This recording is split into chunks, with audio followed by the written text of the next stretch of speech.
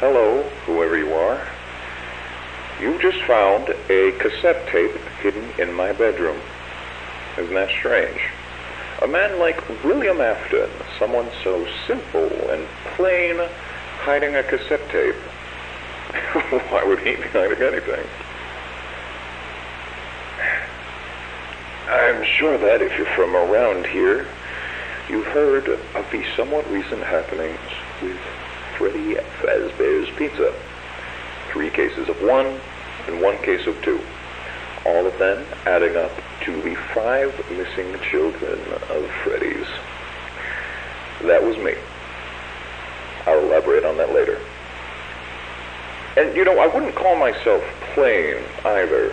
I mean, people may think I'm plain when they first meet me. Just a father taking care of himself and his kids who tragically lost his youngest in '83 and supposedly just got over it, right? Wrong. I'll never get over it. And the fact that he died isn't the only reason.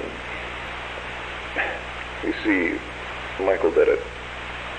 Not a surprise, most people know that. But it wasn't an accident. He keeps saying it was, but he's a liar. He hates me. And he hated Joseph. See, Mike wasn't settled with being the failure, and how I loved Joseph just so much more. So he tormented him, eventually killing him. And, that's why I didn't love him in the first place. He was always a terrible kid, not worth my time. But now I hate him more than I ever have. He's done so much to hurt my soul in one day alone. My God, Joseph. Ever since he killed him, I've wanted to put my hands around his neck and just squeeze the life out of his lungs. But of course, if I ever did that, I'd get caught. I couldn't work because I was thinking too much about Mike. I couldn't concentrate on anything. The papers started piling up, and it kept fogging up my mind, and I needed a release.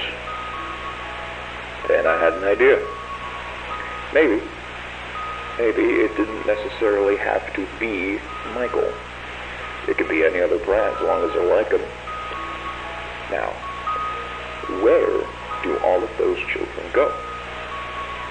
Freddy Fazbear's Pizza. And hey, if they're like Michael, they deserve it.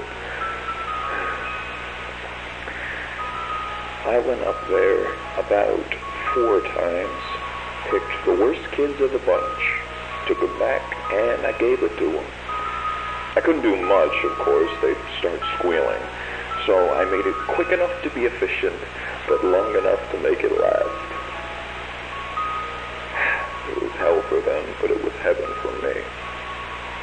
And then I leave, without the slightest bit of guilt.